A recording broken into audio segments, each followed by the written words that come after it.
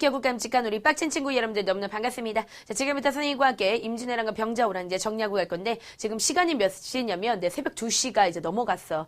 우리 친구들이 지금 이제 시험 기간이다 보니까 질문도 굉장히 많이 올리고 있고, 뭐 여러 가지 글들이 되게 많이 올라오고 있는데, 그런 글들을 보면서 어떤 생각이 드냐면, 우리 친구들이 참 용기를 내야 되겠다. 어떤 힘들다는 생각보다는 너희들이 용기를 내야 되겠구나. 그리고 선생님이 이 시간을 굉장히 사랑합니다. 뭔가 이 시간에도 깨어있으면서 열심히 공부하려고 하는 그 의지가 있는 친구들, 그 미래의 꿈을 위해서 달려가고 있는 그 친구들, 나 역시도 자지 않고 이렇게 선생님도 꿈을 위해서 달려가고 있고 너희들과 함께 숨쉬고 있다는 거, 그 느낄 수 있는 이런 시간. 그러면서 이제 약간의 그 치킨과 그 다음에 이제 피자, 햄버거 등이 생각나는 바로 이런 시간, 얼마나 사랑스러운 시간이겠습니까? 자, 그렇다면 지금부터 조선의 큰 위기, 두 가지가 있었지, 바로 임진왜란과 병자호란 정리하고 가도록 하겠습니다. 자, 일단 첫 번째 선생님과 함께 임진왜란에 대해서 얘기해 보도록 하겠는데, 자, 일단 임진왜란 자체가 일어났던 때가 1592년이 알았어? 이 정도는 기억하고 가야 돼. 자, 1592년 어떻게 기억하면 될까? 1592년. 자, 임진왜란이 일어난 92년이다. 알아서 하세요. 알았죠? 자, 그래서 임진왜란 1592년 정리하고 갑니다. 자, 그렇다면 임진왜란이라는 것은 임진년에, 자, 누가 쳐들어온 거냐면 니폰, 그렇죠. 일본이 쳐들어온 거야. 자, 그러면은 도대체 이놈들이 왜 쳐들어왔는가? 자, 첫 번째 선생님과 함께 그 배경 먼저 한번 알아볼 건데, 자, 일단 그 배경은 여러분들 시험 문제 굉장히 잘 나오니까 꼭 기억하고 가야 된다. 자, 일단 이거는 조선 입장에선 굉장히 불리했다는 거야. 그치? 그러니까 우리가 상태가 별로 안 좋았기 때문에 일본이 쳐들어왔다. 이렇게 볼 수 있는 거지. 그러면 일본 입장에선 뭐 한 거냐면 상태가 좋았다는 거고, 그 다음에 중국 같은 경우에도 어땠을까? 한번 알아보고 가도록 하자. 자, 일단 임진왜란이 일어날 때 우리한테는 유리한 게 전혀 없었어요. 아주 불리하기만 했지. 자, 왜 그러냐면 그때 당시에, 자, 양반 사회 자체가 아예 어떻게 되기 시작했냐면 분열됐다. 그러면 양반 사회가 왜 분열됐을까? 붕당 정치 때문이야. 그러니까 붕당 정치가 선생님이 초기에는 괜찮았다 그랬지. 그러나 시간이 지나면서 이 붕당 정치 자체가 이제 변질되기 시작했어요. 더럽게. 자, 그래서 붕당 정치가 변질되면서 양반 사회 자체가 막 분열되고 지들끼리 막 치고받고 싸우고 그런 상태였다. 자, 그런 상태에서 우리의 그 국방력이라고 할까요? 이 국방력 자체가 굉장히 뭐 되기 시작하냐면 약화되기 시작했어. 자, 왜 그러냐면 우리나라는 한 200년 동안 평화기였어요. 한마디로 말하면 이제 전쟁이 터지지 않았던 거야. 자, 그렇기 때문에 우리들은 어떤 생각을 가지고 있냐면 전쟁은 무슨 전쟁. 그리고 그뿐만 아니라 어떻게 저런 일본 오덕들이 쳐들어올 수 있어? 이렇게 생각하는 거지. 왜냐면 우리가 그 당시만 하더라도 일본을 아주 개무시하고 있었거든. 그지? 자, 그렇기 때문에 아예 전쟁에 대해서 생각하지 않았어요. 자, 그래가지고 나라의 군대에 가는 사람들이 다 대부분 어떤 사람들이었냐면 돈을 받고서는 대신 가주는 사람들이었는데, 이런 걸 우리가 대립이라 그래. 이게 중요하진 않아. 근데 대신 가는 사람들은 대부분 어떤 사람들이냐면 군대를 면제받은 사람들이에요. 그럼 군대를 면제받은 사람들은 대부분 어떤 사람들일까요? 침 이렇게 흐르고 있거나 아니면 뇌가 없거나, 그러니까 뭐 좀 상태가 안 좋은 사람들 아니겠습니까? 그렇죠? 그런 사람들이 군대에 가서 지키고 있었기 때문에 우리나라는 국방력이 완전히 뚫려 있었던 상태다. 그렇게 볼 수 있어. 그러나 그에 비해서 일본은 어땠다? 아주 대단했었다. 어떻게 대단했었냐? 자, 그 당시에 일본은 원래는 200년 동안 전국시대였어.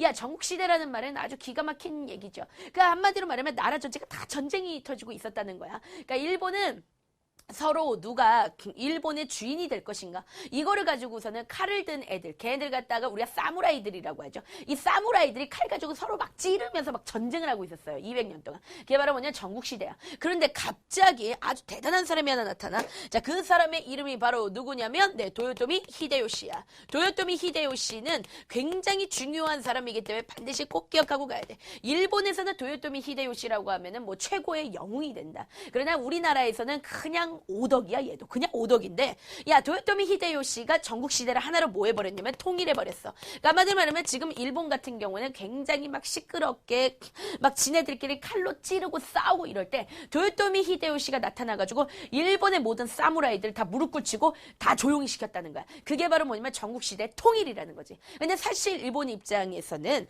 너희들이 한번 생각해봐. 내가 사무라이라고 하더라도 방금 전까지만 해도 내가 일본의 주인이 되겠다고 막 깝치고 있었단 말이야. 그런데 갑자기 내가 이렇게 무릎 꿇고 있어요. 어떨까요? 기분이 아주 빡치겠죠. 그러니까 이 사무라이들은 기회만 보면은 도요토미 히데요시를 죽이려고 한단 말이야. 그러니까 이제 도요토미 히데요시가 이런 사무라이들의 마음을 알았어. 그래서 뭐라고 얘기를 하냐면 니네가 칼로 나를 찌를 게 아니라 진짜 일본의 적은 옛날 때부터 일본을 개무시하고 있었던 바로 누구? 조선과 명나라다. 조선과 명나라는 대륙이죠. 그죠? 그러니까 이 대륙이기 때문에 섬나라인 일본은 아유 이 섬나라 비린내 새끼들. 그러면서 우리가 엄청나게 사실은 무시를 했었어. 그렇기 때문에 우리가 대륙으로 진출해서 우리가 그들을 칼로 찔러야 된다. 그렇게 얘기를 한 거야. 자, 그래서 뭐라고 얘기했냐? 도요토미 히데요시가 통일하면서 어떤 그 내부에 그 일본 내부에 그런 불만 세력들이 있었는데 그 불만 세력들한테 뭐라고 얘기하는 거야? 그렇지. 대륙으로 우리가 진출하자라고 그렇게 얘기했는데 실제 그 이야기를 들었던 사무라이들이 옳소! 악! 하면서 진출하자! 막 이렇게 하면서 이제 뭐 난리가 났던 그런 상태였어. 자, 그런데다가 일본 같은 경우에는 아주 우수한 무기를 갖게 되었는데 자, 그 당시에 뭐야? 네, 조총을 가지고 이 조총으로 무장을 하고 있었어요. 근데 우리 친구들 생각할 때 뭐 조총이라고 하면 사극에서 많이 봤죠. 아주 별 총이 아니에요. 조총은 우리가 흔히 생각하는 그런 AK나 이런 서든어택에서 볼 수 있는 그런 총이 아니고 요거는 한 발밖에 못 쏴요. 한 발 쏘면은 불 댕겨가지고 좀 시간 기다렸다가 한 5분 뒤에 다시 쏘고 이런 총이기 때문에 사실 그렇게 좋은 총은 아니야. 자, 그렇지만 여러분들 어쨌든 칼보단 낫잖아. 그치? 우리는 칼이나 아니면 삼지창, 포크 같은 거 그런 거 들고 이러고 있을 때 얘들 뭐 가지고 있었어? 조총으로 무장했다는 사실은 굉장히 중요한 사건이다. 그치? 그러니까 일본 같은 경우는 아주 강력한 파워를 가지고 있었다는 거지. 그러면 우리나라가 상태가 안 좋다면 우리를 조금 도와줄 수 있는 애가 있지. 걔가 바로 누구야? 중국이지. 그치? 우리가 그때까지만 하더라도 이 명나라를 임금으로 섬기고 있었기 때문에 당연한 거지만 이 임금님이 신하 지켜줘야 되는 거 아닙니까? 그러니까 명나라가 도와줘야 되는 거 아닙니까? 그러나 그 당시에 명나라도 얘도 그지예요. 그러니까 명나라 상태가 안 좋았어. 왜 그러냐면 명나라 옆에 여진족이 아주 큰 파워를 가지게 됩니다. 그래서 여진족이 아주 강력한 힘을 가지고 있었기 때문에 이 명나라의 힘이 약해지고 있었다. 그러니까 한마디로 말하면 얘도 우리한테 도움이 안 됐던, 그러니까 우리한테는 엄청나게 불리했던 그런 상태다라고 보면 돼. 그러면 임진왜란이 어떻게 일어나게 되는지 그 과정 한번 알아보도록 할게. 자, 1592년 4월 달이야. 그런데 갑자기 일본에서 우리나라 쪽으로 편지가 오게 되었는데 그 편지에 뭐라고 써 있었냐면 바로 정명가도라고 그렇게 써 있었어. 자, 정명가도라는 뜻은 무슨 말이냐면 지금 자기네가 명나라를 정벌하겠다는 거야. 그러니까 자기네들은 대륙 진출의 야욕을 가지고 있대. 그렇기 때문에 우리가 지금 명나라에 엄청 관심을 가지고 이 명나라를 칠 거라 이거야. 그러면 그러기 위해서는 길이 필요하니까 너희 한반도가 너희 조선이 길을 비켜라 이런 내용이에요. 그러니까 우리가 딱 들으면 어떠냐면 굉장히 기분 나쁜 거야. 그치? 그러니까 우리는 일본이 그런 얘기를 하는 거지. 그러니까 나는 너네 조선한테는 관심 없는데 명나라 칠 거니까 야 일단 길을 비켜라 이렇게 얘기하는 거예요. 그죠? 굉장히 기분 나쁜 거죠. 그래서 정명가도라고 딱 그렇게 외칩니다. 그래서 정명가도 이거에 대해서 이제 시험 문제 뭐라고 나오냐면 명나라를 치러 가는 데 있어서 길을 비켜라 라고 그렇게 시험 문제 나와. 그러면 이거 정명가도에 대한 설명이구나. 그냥 그 정도만 기억하면 돼. 자, 그렇다면 우리가 그 순서를 한번 정리하고 가보도록 하자. 일단 일본이 가장 먼저 어디를 통해서 쳐들어오냐면 우리하고 일본하고 가장 가까운 곳이 어디니? 부산이지. 자, 그래서 그 당시에 부산진과 그 다음에 동래성이 있었다. 동래성. 이 부산진과 동래성은 우리나라에서 아주 중요한 군사적인 요충지야. 알았어? 자, 그래서 일본군이 쳐들어왔을 때 자, 사실 우리는 크게 걱정하지 않았어. 왜 그러냐면 지금 부산진과 동래성 자체도 굉장히 단단하고 그 다음에 여기에 그 장군 2명이 서 있었었는데 그 사람이 바로 누구냐면 정발이라는 장군과 그 다음에 송상현이라는 장군이 있었는데 이 사람들은 우리나라의 그 당시 아주 최고 가는 슈퍼스타였어요. 선생님이 참고로 얘기해주면 너희들이 임진왜란 하면은 떠올리는 사람이 있지. 그 사람 바로 누구야? 불멸의 이순신이지. 그치? 그러나 여러분들 이순신은요 듣보잡이었어요. 그 당시에. 그러니까 듣도 보지도 못한 사람이었어. 별로 그렇게 유명한 사람이 아니었다는 거야.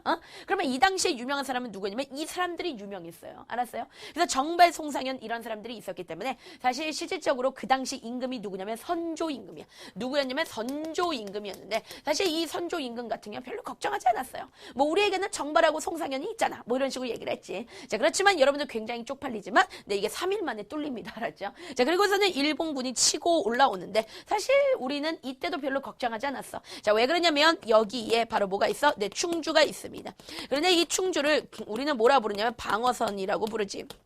그러니까 무슨 말이냐면 이 충주는 우리나라에서 가장 중요한 지역이야. 군사적으로 얘기했을 때. 자, 왜 그러냐면 이 충주에서 웬만하면 다 방어가 됐기 때문이야. 알았지? 왜 그러면 충주 자체가 아주 자연이 내린 요새였어요. 여러분들 충주는요, 산으로 이렇게 둘러싸여 있습니다. 그런데 그 산 자체가 굉장히 험악하기 때문에 그 산에 숨어 있다가 외적이 쳐들어오면은 그때 딱 전쟁을 해버리면 우리는 다 이겨요. 그렇기 때문에 여러분들 이 충주는 우리한테 아주 유리한 그런 곳이었던 거지. 자, 그런데다가 이 충주를 지키던 장군이 하나 있었는데 그 장군이 바로 누구냐면 신립이야. 알았어? 그런데 이 신립 같은 경우는 그 당시 최고의 슈퍼스타예요. 이 정발이나 송상현보다도 사실 신립의 그 전투력은 거의 초사이언 수준이었다. 거의 나루토 수준이야. 알았어? 그러니까 그 정도로 신립은 아주 대단한 놈이었다. 그렇게 생각하면 되는 거야. 자, 그래서 당연한 거지만 선조는 전혀 걱정을 하지 않았어요. 그런데 일본군이 여기를 15일 만에 그냥 막 뚫어버립니다. 알았죠? 그래서 요것도 어떻게 되냐? 붕괴돼. 그러니까 요것도 무너지게 되는 거야. 자, 그리고서는 일본군 계속 치고 올라옵니다. 자, 그래서 일본군이 치고 올라오니까 자, 어디가 점령당했느냐? 네, 한양이 점령당했어. 그래서 한양이 점령당하고 나서 자, 어떻게 되느냐? 네, 도망가야 되겠지. 이제 드디어 걱정이 되기 시작하는 거야. 한양까지 일본한테 점령당하고 나니까 이제 아주 걱정이 되기 시작하는 거야. 그래서 어디로 가느냐? 자, 선조가 도망갑니다. 어디로 도망갔어? 아예 여기로 도망을 가지. 그게 바로 어디냐면 의주로 아예 피난 갔다는 거야. 그러니까 사실 여러분들 굉장히 쪽팔린 거죠. 왜냐면 외적이 쳐들어오는데 도망가면 되겠습니까?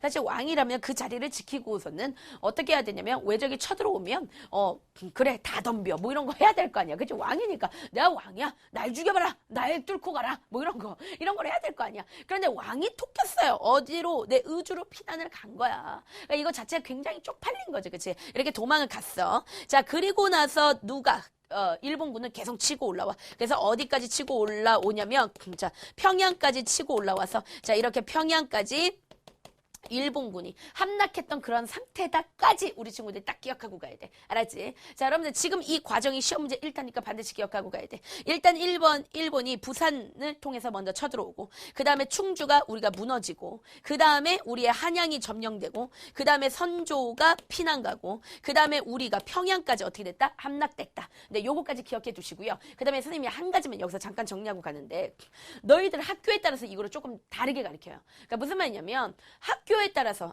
교과서에 따라서라는 게 좀 정확할 것 같은데 교과서에 따라서 다르게 표현해. 예를 들어 비상 같은 경우에는 이 순서로 그냥 가르칩니다. 비상 교과서는. 근데 비상 교과서 말고 또 그 외의 교과서들을 갖다가 잘 보면 어떻게 가르치냐면 부산이 뚫리고 그 다음에 충주가 뚫리고 난 다음에 선조가 먼저 피난 가. 그러니까 선조가 먼저 피난을 간다는 거야. 그러니까 한양이 점령당하기 전에 선조가 먼저 도망을 가.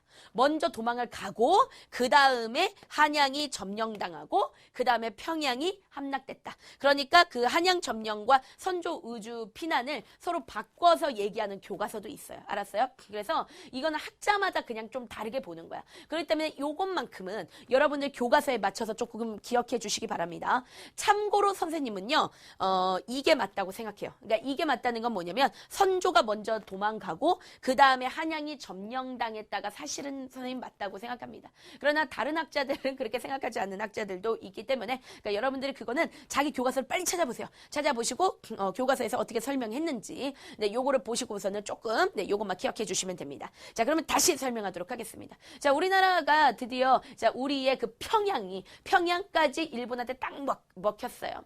그런데 이 상태에서 우리가 꼭 기억할 건 뭐냐면 자, 평양이 함락당하고 나서 그때부터 우리는 역전하기 시작했다. 꼭 기억하고 가야 돼. 왜 그러냐? 갑자기 이 전라도 바닷가에서 말도 안 되는 듣보잡이 나타났어. 그 사람이 바로 누구야? 불멸의 이순신. 그렇죠. 갑자기 누가 나타났냐면 우리 순신이 오빠가 나타났어. 너희들 이순신 같은 경우 완전히 듣보잡이야. 왜냐면 여러분들 대단한 위인이잖아. 그치? 그러면 굉장히 똑똑하고 그 다음에 되게 잘났을 것 같잖아. 그러나 이 사람 같은 경우에는 과거 시험을 7번 떨어졌어요. 이거 되게 쪽팔린 거잖아. 그치? 근데 다 떨어진 이유가 뭐냐면 이 사람 장군이야. 근데 장군인데 말 타고 가다가 이렇게 막 뚝 떨어지고 막 이랬단 말이야. 그렇기 때문에 그 당시에는 유명한 사람이 아니었단 말이야. 그런데 그때 갑자기 이순신이 나타나가지고 뭐라고 얘기하냐면 나에게는 거북선 12채가 있다. 그러니까 이 거북선 12척을 가지고 내가 싸우겠다라고 얘기하는 거야. 그런데 이순신이 어떻게 했을까? 싸워서 다 이겼단 말이야. 자, 이순신이 그때 당시에 썼던 방법이 있죠. 그것이 바로 뭐냐면 학익지 하객진이라는 방법을 썼지. 그래서 실적으로 이순신이 가장 크게 승리했던 전투를 갖다 보면요. 배 12척. 그러니까 거북선 12척, 거북선 12척하고 그 다음에 일본배 133척하고 서로 붙어가지고 우리가 완전히 대승을 거두었어. 그러니까 여러분들 이순신은 이 하객진이라는 방법을 통해서 완전히 대승을 거두었다는 걸 반드시 알아둬야 돼. 그래서 이순신이 이 전라도 바다를 중심으로 해서 어디까지 내려오냐면 여기 남해안까지 딱 내려오는 거야. 그래서 이 남해안에서 어떤 일이 벌어지느냐. 해상권을 아예 해상권이라고 선생님이 안 쓰고 아예 제해권 장악하는 일이 벌어진다. 제해권이라는 것은 무엇이냐면 한마디로 말하면은 그 바다의 영역인 거야. 그러니까 어느 정도 이 바다의 영역을 갖다가 장악해버리면 그냥 그 나라가 이겼다 이렇게 보는 거야. 그런데 먼저 제해권을 갖다 장악한 거야. 그런데 이 제해권을 이순신이 장악한 것이 왜 굉장히 중요한 사건이냐면 잘 봐. 일단 여러분들 일본이 굉장히 유리한 상황인 것 같지만 일본도 되게 불리한 점이 있어. 그거는 바로 뭐냐면 일본은 어쨌든 간에 남의 나라에 가서 싸우는 거야. 그치? 그러면 만약에 일본이 부족한 게 있어. 그러면 그거는 무조건 어떻게 돼? 보급을 받아야 돼. 어디서? 일본에서 보급을 해가지고 와야 된단 말이야. 그래서 일본은 어떤 생각을 했냐면 일단 육군을 데리고서는 치고 올라가. 이런 식으로. 그래서 어디까지 가는 거야? 중국까지, 명나라까지 가는 거야. 그러면 여기서 누구를 갑자기 투입시키느냐? 일본의 해군을 투입시켜. 그래서 일본의 해군이 이렇게 돌아가지고 우리나라의 전라도에 잠깐 내려요. 일본의 해군이. 그런다면 그 전라도가 곡창지대다. 그러니까 곡식이 많잖아. 그러니까 그 곡식들을 갖다 다 거기서 뭐하냐? 약탈을 해요. 약탈을 한 다음에 이 해군이 다시 올라가서 이쯤에서 육군하고 해군이 서로 이렇게 만나가지고 해군이 육군한테 식량을 보급해주고 육군은 계속 치고 올라가는 거야. 무슨 말인지 알겠지? 그런데 어떻게 했느냐? 중간에서 이순신이 그 쌀을 다 잘라버린 거예요. 그러니까 즉 다시 얘기하면 이순신이 중간에서 자 보급로를 아예 어떻게 해버렸다? 차단시켜버렸다는 거야. 즉 다시 얘기하면은 이제는 역으로 이 안에 들어가 있는 일본군들이 도간에 든 쥐가 돼버린 그런 꼬라지다라고 그렇게 생각하면 돼. 알았지? 자, 그래서 이때부터 역전하기 시작하는 거야.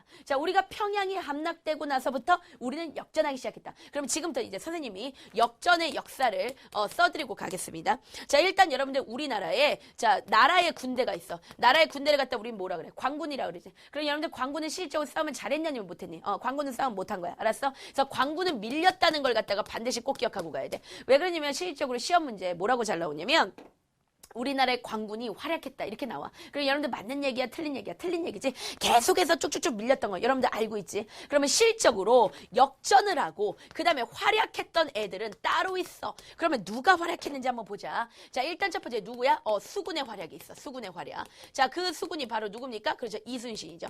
이순신이 제일 처음에 승리했던 해전은 기억하세요. 자, 그것이 바로 뭐냐면 옥포해전이야. 요거에서 크게 승리했어. 자, 이게 첫 번째 승리야. 알았지? 그래서 이게 1바 승리다. 선생님이 이렇게 써줄게. 그 다음에 이 이순신이 싸웠던 그 전투 중에서 가장 크게 승리했던 전투가 있어요. 그거는 전 세계의 해군 사관학교에서 다 배워. 실적으로. 그래서 여러분들 그게 있어요. 우리나라가 좀 유명하잖아. 그치? 전 세계적으로. 이 코리아를 모르는 나라가 거의 없을 거야. 그런데 모르는 나라도 있어요. 근데 모르는 사람들도 있어. 뭐야 그게? 이런 애들도 있어. 그런데 우리나라는 몰라도 이순신은 다 알고 있다는 거야. 실적으로. 여러분들 이순신이 굉장히 훌륭하신 분이에요. 그래서 이순신이 했던 전투 중에서 가장 크게 승리했던 전투. 그것이 바로 뭐냐면 한산도 대첩. 네, 요거까지 내 기억을 하고 지나가게 되는 거야. 자, 그 다음에 또 누가 활약을 하냐면 세상에 의병들이 활약을 한다. 얘들아, 의병이라는 것은 바로 뭐냐면 의로운 병사라는 거야. 즉 다시 얘기해서 이 사람들은 그냥 군대가 아니에요. 그럼 뭘까요? 민간인이야. 그러니까 선생님과 같은 그냥 민간인이라고. 그런데 지금 나라가 위급하니까 일어나가지고 우리가 나라를 지켜보겠다라고 그렇게 얘기한 거예요. 그러면 그런 의병의 가장 대표적인 사람이 누가 있냐면 곽재우가 있어. 이 사람 굉장히 유명하니까 꼭 기억하고 이 사람 별명이 있어. 항상 붉은 옷을 입고 나타나. 그래서 우리가 뭐라고 얘기해요? 붉은 악마라고 얘기합니까? 아니죠. 뭐라고 얘기합니까? 홍위 장군이다 라고 그렇게 얘기해. 왜? 붉은 옷을 입고 나타나니까. 이게 굉장히 대단한 사람이고 그 다음에 누가 나오냐면 고경명 이런 사람도 있어요. 요거 좀 기억해 주시고요. 그 다음에 여러분들 유정이라는 스님도 나타나요. 이 사람은 누구냐면 승병이에요. 승병. 근데 이 스님 도 나타나는 거야. 이 유정을 갖다 우리는 다른 말로 뭐라 그러냐면 사명대사라 그래. 알았지? 조금 이따가 선생님이 이 유정에 대해서는 좀 설명해 줄 거야. 굉장히 중요한 사람이니까. 일단 여러분들 의병에 활약하면 무조건 곽재우를 반드시 꼭 기억을 해주고 갑니다. 그래서 이 의병들이 왜 싸움을 잘할 수가 있었냐면 이 사람들은 향토 지리에 굉장히 익숙한 그런 특징을 가지고 있어. 그치? 그러니까 이런 거라고 생각하면 돼. 일본군이 굉장히 세고 얘네가 되게 날랜 것 같지만 그러나 조선의 땅과 조선의 하늘과 조선의 바다와 조선의 강은 누구 편이냐면 우리 편이야. 그치? 우리 편인 거야. 이 땅은 누가 잘하니? 일본 놈들이 잘하니? 아니면 우리가 잘하니? 우리가 잘하잖아. 그러니까 이 의병들이 우리 향토 지리에 익숙하기 때문에 그 향토 지리를 이용해가지고 전쟁에서 크게 승리한단 말이에요. 그래서 여러분들 의병들 굉장히 중요하기 때문에 반드시 꼭 기억을 하고 지나가야 되는 거야. 자, 그런 다음에 또 뭐가 있었냐면 되게 웃기지만 명예 지원이 있었어. 그러니까 이거는 되게 웃긴 거야. 왜 그러면 명나라한테 우리가 초기에 도와달라고 그랬어. 근데 얘네가 안 도와주었어요. 그런데 우리가 전쟁에서 이렇게 승리하고 있으니까 갑자기 명나라가 40만 대군을 보내준다는 거야. 굉장히 쓰잘데기 없어서 40만 대군. 그래서 명나라가 지원을 해줘가지고 그게 이제 약간은 이제 도움이 됐다. 뭐 요 정도만 기억할 거고. 그 다음에 여러분들 실적으로 우리가 크게 전투에서 승리했던 전투 3대 대첩이 있어요. 임진왜란 3대 대첩이 시험지에 잘 나오니까 기억해요. 일단 첫 번째는 이순신 장군의 뭐야? 한산도 대첩이야. 그치? 한산도 대첩. 그 다음에 두 번째 전투는 바로 뭐냐면 이분은 사회책에 당연히 나와야 되는 거야. 사회 역사책에 당연히 나와야 돼. 누굴까? 이름이 김시민 장군. 김시민 장군. 이 사람이 뭐냐면 진주 혈전이야. 아, 대단해. 진주 대첩입니다. 진주 대첩 또는 진주 혈전. 멋있지 않습니까? 피 터지게 싸운 거예요. 자, 그리고 누가 나오냐면 권율. 권율 장군은 뭐야? 행주대첩. 여러분들 행주대첩은 정말 대단한 거야. 이 행주산성에서 무기가 없었어. 우리가 준비된 게 없으니까 무기가 없어요. 근데 권율 장군이 또 뭐라고 얘기하냐면 무기가 없으니까 무기를 아껴라. 이렇게 얘기하는 거야. 야, 일본군이 막 쳐들어오고 있는데 뭐라 그러면 무기를 아껴. 이렇게 얘기하는 거 대단하지. 그러니까 그때부터 뭐 하냐면 남자들이 그 피 터지고 싸우는데 여자들이 그런 얘기를 하는 거야. 아, 저렇게 남자들이 목숨 걸고 싸우는데 우리가 놀 수는 없다. 그래가지고 행주치마에다가 돌을 막 이렇게 다 들어가지고 그 돌을 막 날라준 거예요. 그래서 우리가 돌 던져가지고 이겼다는 건 이거는 굉장히 대단한 거야. 그래서 권율의 행주대첩 이런 것들 너희들이 반드시 꼭 기억하고 가야 돼. 자, 이렇게 우리가 이제 역전을 하기 시작하니까 일본 애들이 겁먹은 거예요. 그래가지고 일본 애들이 우리한테 뭐라고 얘기하냐면 자, 화해를 요청합니다. 그래서 화의를 요청했어요. 그러니까 화해를 할 수 있는 회의를 한번 좀 진행해 달라. 그렇게 얘기한 거야. 그래서 우리 보고 화해하자. 그렇게 얘기를 했었어. 그런데 결국 이 화해 자체는 아예 어떻게 되느냐? 결렬됐다. 그러니까 3년 만에 결렬됐다. 그러니까 결렬이라는 건 뭐냐면 실패로 끝났다는 거야. 이윤식스는 왜 그러냐면 일본이 어떤 식으로 얘기를 했냐면 우리한테 잘못했다 이런 식으로 싹싹 빌어야 될 거 아니야. 근데 이런 식인 거야. 아, 우리가 너네 봐줄 테니까 네가 용서 빌래? 우리한테 그런 식으로 하는 거야. 말도 안 되는 거죠. 그치? 그래서 이거는 딱 결렬돼 버렸어. 자, 그러자 일본이 다시 한번 쳐들어와. 그걸 갖다가 우리는 뭐라 그러면 일본의 재침입이야. 그래서 이거를 갖다가 우리는 정류재란이라 그래. 그런데 이 정류재란에서 역시 또 누가 나타났어? 그렇죠. 이순신이 나타났습니다. 사실 선조는 굉장히 겁을 먹었어요. 아, 이거 지금 또 일본이 쳐들어왔다 겁먹었단 말이야. 그런데 이순신이 뭐라고 얘기했냐면 임금님 겁내하지 마십시오. 저한테는 아직도 12척의 배가 남아 있습니다. 라고 얘기했어요. 그래서 여러분들 실적으로 이순신은 12번 싸웠어. 그리고 12번 모두 다 이긴 사람이에요. 대단하지 않습니까? 자, 그래서 정류재란이 딱 일어났어. 자, 그리고서는 어떻게 되냐? 일본군을 정류재란이 일어난 상태에서 일본에서 문제가 생깁니다. 어떤 문제가 생기냐면 도요토미 히데요시가 죽어버렸어요. 도요토미 히데요시가 어떻게 했느냐? 사망했다. 이 사람이 갑자기 이제 죽어버렸어. 이 사람이 이제 죽어버리면서 이제 일본이 더 이상 그리고 이순신 때문에 오지를 못해. 그러니까 일본이 어떻게 하면 도망갔어요. 그 도망갔던 전투가 바로 뭐냐면 노량해전이야. 그런데 이 노량해전에서 이순신이 마지막으로 어떻게 한 거야? 일본군을 완전히 다 격파하고 다 쓸어버립니다. 그래서 노량해전이 이순신의 마지막 해전이야. 마지막 해전이면서 동시에 우리나라 임진왜란이 노량해전을 기점으로 해서 7년 만에 완전히 끝났다. 디엔드 됐다. 네, 요거까지 여러분들 꼭 기억하고 가셔야 되겠습니다. 이 노량해전에서 이제 이순신 장군 같은 경우에는 죽었죠. 예, 총 맞아서 죽었죠. 그 총 맞아서 죽으면서 뭐라고 얘기했습니까? 내 죽음을 아무에게도 알리지 마라. 그러니까 여러분들 굉장히 대단하지. 만약에 선생님이 이순신이야. 근데 이제 앞에서 막 총알 날라와가지고 내가 죽었어. 그럼 야, 다 와봐. 막 이럴 거야. 야, 봐봐. 케찹 나와. 막 그러면서 다 나와. 아, 나 진짜 훌륭하네. 다 와봐. 나 죽어. 막 그러면서 나 죽어. 막 이럴 것 같은데. 이순신이 뭐라고 얘기하냐면 내 죽음을 알리지 마라. 아, 진짜 여러분들 이 사람은요. 진짜 이 사람은 이 아우라가 다른 사람이에요. 그러니까 굉장히 대단한 사람이죠. 그런데 어떻게 이순신이 100원짜리 동전의 그 주인공이 될 수 있냐고. 학도 500원인데. 그치? 이거 굉장히 짜증나는 거예요. 그죠?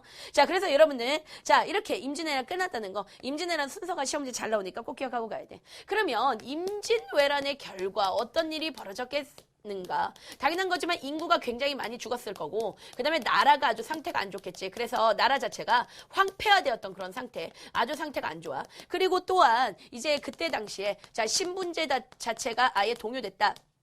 근데 신분제가 흔들린 이유는 바로 뭐냐면 노비문서가 소실됐어요. 그러니까 한마디로 말하면 노비문서가 전쟁 중에 막 불타버린 거야. 그러니까 노비들의 입장에서 좋지. 아, 자유다가 그러면서 이제 노비들은 이제 해방이 됐고, 그리고 또 어땠냐면 신분제가 동요됐다는 말은 양반이 엄청나게 증가하게 되었어. 왜 양반이 증가하게 되었느냐? 자, 납속책과 이 당시에 공명첩이라는 것이 진행이 되었기 때문이야. 자, 일단 납속책이라는 것은 바로 무엇이냐면 기부를 하는 거야. 그러니까 지금 나라가 상태가 안 좋으니까 이 나라를 일으키기 위해서 돈 많은 양반들한테 기부를 받는 거예요. 그렇죠? 그게 바로 납속책이야. 그 다음에 두 번째는 바로 뭐냐면 이 공명첩이라는 게 시험지 잘 나오니까 꼭 기억하는데, 이건 뭐냐면 자, 이렇게 양반들한테 납속책으로 돈을 받았어. 그러면 이 사람들한테 그냥 돈 달라고 하면 돈 주지 않잖아요. 그러니까 어떻게 하는 거냐면 공명첩이라고 해서 공이라는 것은 뚫려 있다 이런 뜻이고, 그 다음에 명이라는 것은 이름이고, 그 다음에 첩이라는 건 종이야. 근데 이 종이는 관직은 적혀 있어. 그런데 이름 쓰는 란이 뚫려 있다는 거야. 그러니까 이 사람이 납속으로 돈을 내면 그 사람 이름을 거기다 적어주겠다는 거야. 알았어? 그러니까 이걸로 인해서 뭐가 증가했다는 거야? 양반 증가이다. 이거 시험 문제 잘 나오니까 꼭 기억하고 가야 돼. 자, 그 다음에 엄청나게 많은 문화재가 이때 다 뭐했냐면 불탔어. 그래서 이때 불탔던 문화재 제일 유명한 거 뭐예요? 경복궁이 이때 불탔어요. 경복궁이 이때 불탔어. 그러니까 짜증나는 거지. 그리고 뭐가 불탔냐면 불국사가 불탔어요. 이 불국사는 이름을 잘못 지은 거야. 왜 불국사라고 지어가지고 불나게 만드냐고. 그제? 그래도 국사보단 낫다. 그지? 자, 그래서 불국사 이런 것들이 불탔다. 이거 기억하고 가야 돼. 그러면 자, 그때 당시에 이제 다른 나라는 어땠겠는가? 한번 이제 알아보면, 자, 우리가 일본을 갖다가 알아보니까 일본에서는 정권이 교체돼 버려. 그지? 그거는 근데 당연히 그럴 수밖에 없어. 왜냐면 도요토미 히데요시가 죽었으니까. 그런 다음에 누가 정권을 잡았냐면 이 사람도 이름이 아주 진상이에요. 도쿠가와 이에야스라는 사람이, 도쿠가와 이에야스라는 사람이 뭐를 만들었냐? 에도 막부를 만들었어. 그래서 막부라는 건 뭐냐면 사무라이들이야. 그러니까 다시 이제 군인들이 정권을 잡았다는 거야. 알았지? 그런데 이 에도 막부가 우리한테 겁나게 용서를 빌었어. 잘못했다. 이렇게 얘기해. 근데 왜 그러면 실제로 얘네가 막 전쟁을 해보니까 우리나라가 보통이 아닌 거야. 특히 여러분들 일본 애들이 제일 깜짝 놀랐던 게 뭐냐면 우리나라의 그 도자기 기술이 엄청 깜짝 놀래가지고 그 도자기를 만드는 도공들을 갖다가 엄청나게 많이 데려갔단 말이야. 그렇기 때문에 이 조선은 너무나 발달된 문물을 가지고 있다. 그래서 자기네들한테 그 발달된 문물을 전해달라고 했어요. 그냥 우리 입장에서 안 전해준다고 끝까지 얘기했지. 근데도 불구하고 일본이 얘네가 계속 싹싹 빌면서 잘못했다고 그러면서 제발 좀 전해달라 그래. 그래서 도쿠가와 이에야스 때문에 굉장히 중요하다. 우리가 일본에 뭐를 파견했냐면 통신사를 파견했다. 그러면 통신사를 파견했다는 것은 일본과 다시 교류가 재개되었다라고 우린 그렇게 얘기하는 거야. 그치? 왜요, 피디님? 통신사요. 통신사라고 쓴 건데? 왜 통신사요? 여기 있잖아요, 통신사. 여기 있잖아, 통신사. 자꾸 진짜 끼어들지 말라니까. 안 되겠어요. 그러면 피디님은 어떻게 되냐면 벌을 받아야 되는데 이따 물고문을 좀 하도록 하겠습니다. 물고문 좀 해야 되겠어요. 안 되겠어요. 자, 그래서 여러분들 통신사 파견했어. 통신사 파견하면서 우리가 이 교류 자체가 어떻게 보면 재개됐어요. 그러니까 재개됐다는 말은 뭐냐면 다시 했다. 다시 이제 일본과 교류됐다라고 그렇게 얘기하는 거야. 자, 이 통신사가 시험 문제 잘 나오니까 꼭 기억하고 가야 돼.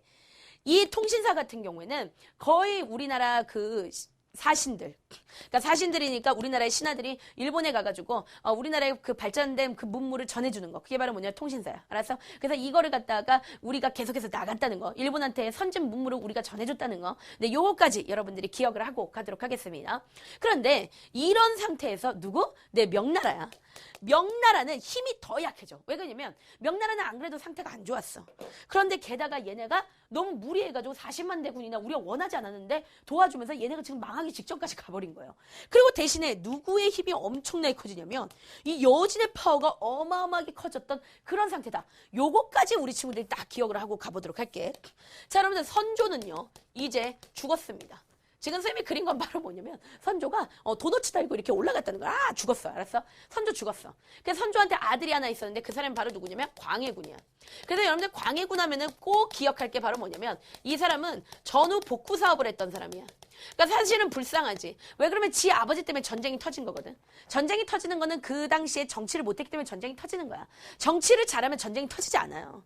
근데 여러분들 전쟁은 선조 때문에 터졌는데 자, 모든 전후 복구, 그러니까 전쟁이 끝나고 나서 그 모든 뒤처리는 누가 다 했냐면 그 아들인 광해군이 했기 때문에 이 광해군 하면 전쟁 후에 그 복구 사업을 다 했던 사람이다. 굉장히 중요하니까 반드시 꼭 기억하고 가야 돼. 그러면 광해군이 어떻게 복구를 했느냐? 자, 일단 토지대장, 그 다음에 여러분들 호적 이런 것들을 갖다 다 정비했어.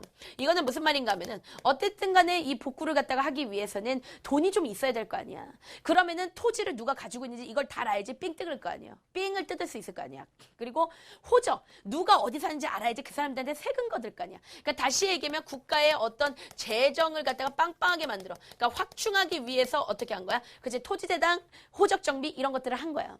그리고 어떠냐면 성곽 같은 거 있잖아요. 이런 것들을 다시 정비했어요. 그러니까 뭔가 뚫린 데 없나? 그러니까 이런 것들을 통해서 나름 뭐 하려고 했던 거야? 국방력을 강화시켜 보려고 노력을 많이 했었고, 그 다음에 이 광해군의 업적에 뭐가 들어가냐면 동의보감이 들어가요.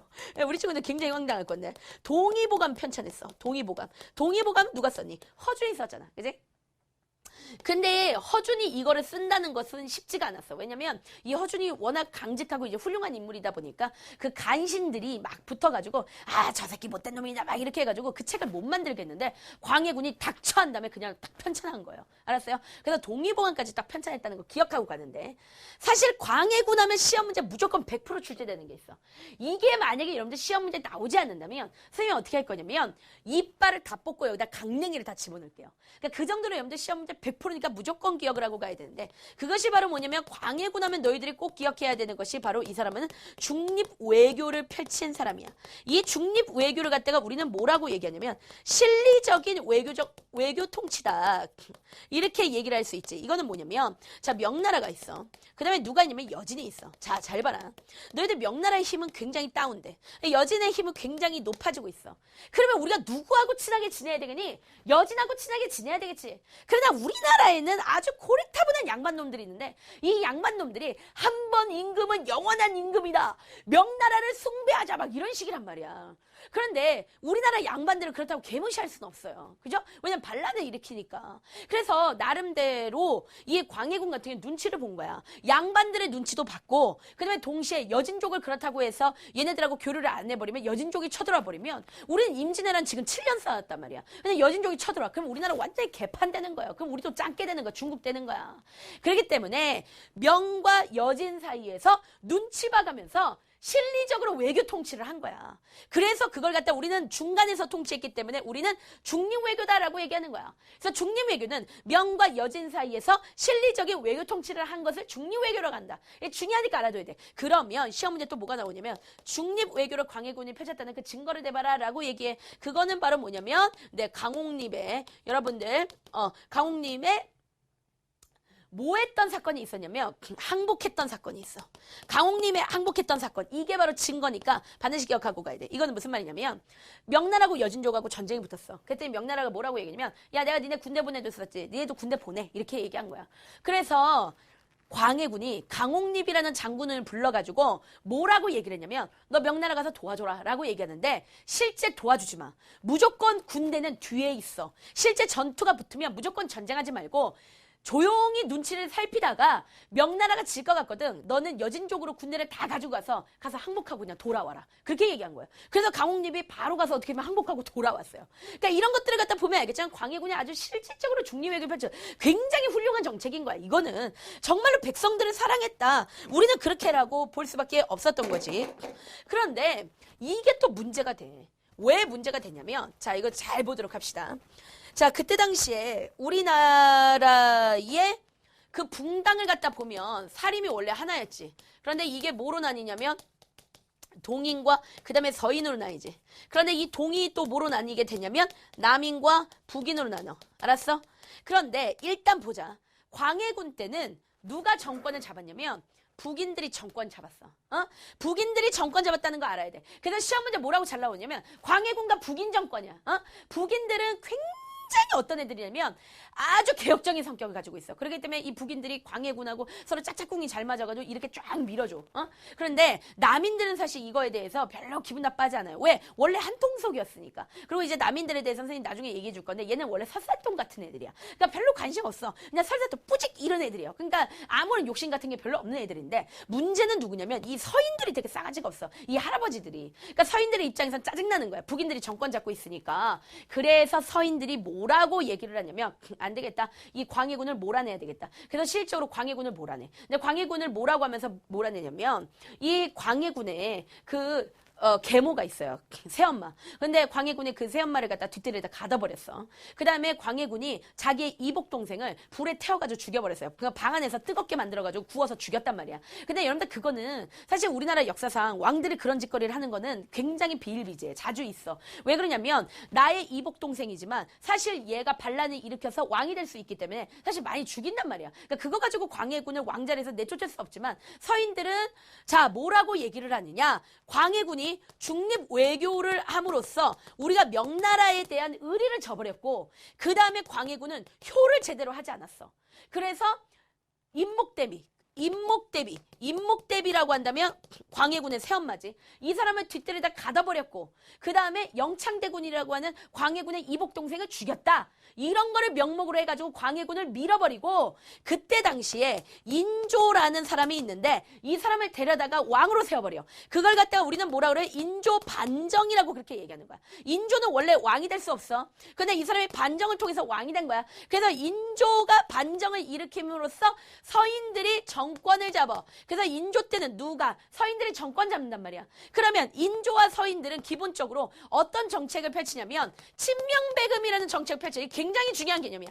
친명배금이라는 건 뭐냐면 명나라하고 친하게 지내겠다는 거야. 명나라 지금 망했는데. 그리고 금나라 바로 뭘까요? 여진족이에요. 그러니까 여진족 배척하겠다는 거야. 그러니까 누가 쳐들어올까? 여진이 쳐들어오는 거야. 자, 그러면 지금부터 이제 선생님이 얘기를 해주도록 할게. 자, 진짜 쳐들어와. 그게 바로 뭐냐면 정묘호란이야. 이 정묘호란은 누가 쳐들어왔느냐? 여진족이 그 당시에 나라를 세우는데 그것이 바로 뭐냐면 후금을 갖다 세웠어. 근데 정묘호란이 일어난 배경이 있어. 그거는 왜 그러냐면 서인들이 그 당시에 무슨 정책을 펼쳤기 때문에 친명 배금 정책을 펼쳤기 때문에 요것 때문에 후금이 열받아가지고 쳐들어왔단 말이야. 자, 그런데 우리는 결국 어떻게 됐을까? 졌어요. 져가지고 결과적으로는 무슨 일이 벌어지냐면 우리가 후금과 4대 관계를 맺어. 4대 관계. 그러니까 4대 관계를 맺었다는 건 우리가 얘네를 갖다가 섬겼다는 거야. 근데 이때의 4대 관계는 형제 맹약 관계야. 형제 맹약 또는 뭐 형제 맹리약 이렇게 얘기하는데 이건 뭐냐면 얘네를 우리가 형이라고 부르는 거야. 형. 그러면 얘네가 우리한테 아우야 이렇게 부르는 거야. 알았어? 그러니까 형 동생 관계로 형제 맹약 관계를 딱 맺어버렸어. 그런데 문제가 됐어요. 어떤 문제가 되냐면 이제 더 이상 후금이 아니야. 후금이 나라 이름을 갖다 청으로 바꿔버려. 그리고서 얘네 힘이 엄청나게 커져. 실적으로 중국 역사상 가장 큰 힘을 가졌던 나라는 청나라야. 그리고서는 이 청나라가 우리한테 자 배경입니다. 뭐라고 얘기하냐면 야 우리 형이라는 거 가지고 안 되겠어. 임금님 해봐 이런 식으로 하는 거예요. 그러니까 우리한테 군신관계를 요구했어요. 군신관계. 내가 임금이고 니네가 신하다. 이거를 요구했단 말이야. 근데 우리가 이거에 대해서 어떻게 했어? 거절했어. 그러자 이번에는 누가 쳐들어왔어? 청나라가 쳐들어와. 이걸 갖다가 병자년에 쳐들어왔다 해서 병자호란이다 라고 그렇게 얘기하는 거야. 그래서 인조가 뭐 하냐면 청나라 쳐들어오니까 도망가는 거야. 인조가 막 도망가.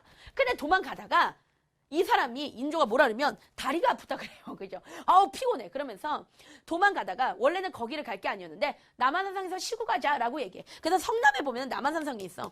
그래서 남한산성에서 쉬고 있는데 생각지도 않게 청나라 군대가 너무 빨리 와버린 거야.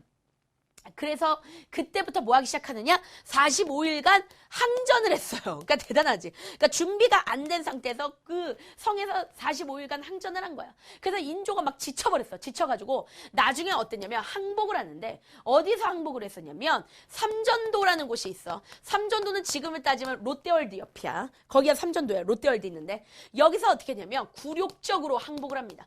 머리를 3번 조아리면서 땅에다가 인조가 청나라 그 황제 앞에서 머리를 땅에다 빡빡빡 박으면서 잘못했습니다. 임금님 이거를 3번을 했다는 거야.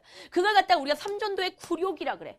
그리고서는 우리는 결과적으로 무슨 관계를 맺었다? 4대 관계를 맺어.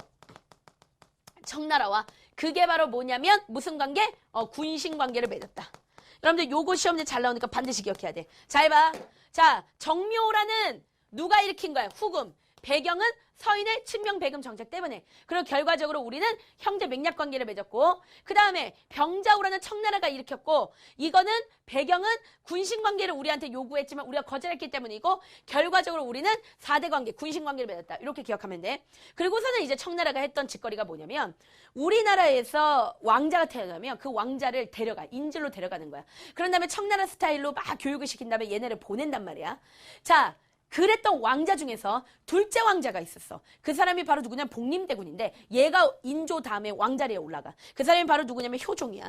그런데 효종은 기본적으로 이 청나라에서 오랫동안 자랐던 사람이기 때문에 청나라에 대해서 굉장히 안 좋은 감정 가지고 있어. 그래서 효종이 펼쳤던 게 바로 뭐냐? 북벌론이야. 효종의 북벌론.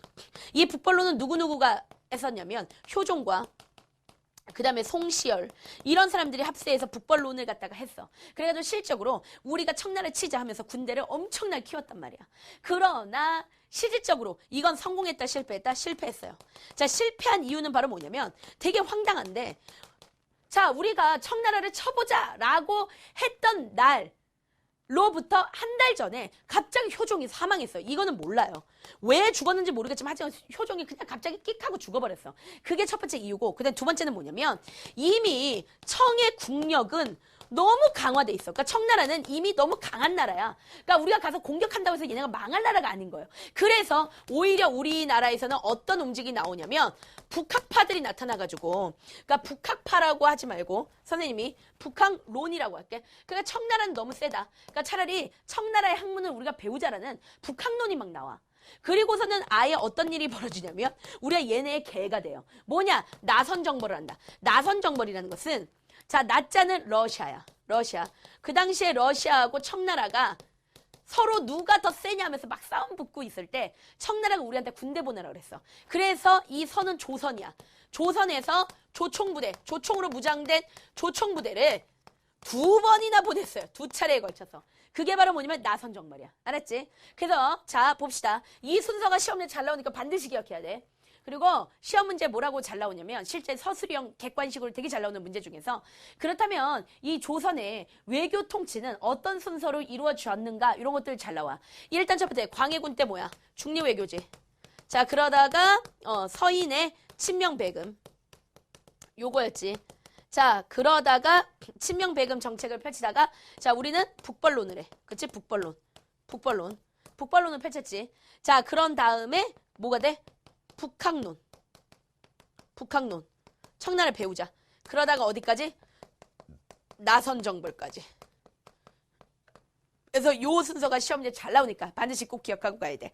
자, 오늘 우리가 역사에서 사실 가장 중요한 부분일지도 모릅니다. 많은 친구들 굉장히 어려워하는 부분인데 네, 우리 친구들이 요 정도만 하면은 모든 문제 100% 다 풀립니다. 모르는 거 있으면 반드시 질문 부탁하겠습니다. 우리 친구들 반드시 용기 내시고요. 선생님이 우리 친구들 격하게 사랑하고 있는 거 아시죠? 여러분들이 얼마나 귀한 존재라는 거 아시죠? 그러니까 지금 하고 있는 말이 마치 이제 교과서에서 나오는 말들 같고 정말 그런 말일지 모르지만 새벽 우리가 지금 한 3시쯤 됐을 것 같은데 새벽 3시에 우리가 이런 이야기를 나눌 수 있다는 건 적어도 진심 아닐까라는 생각합니다. 자, 여러분들 네, 다음 시간에 보겠습니다.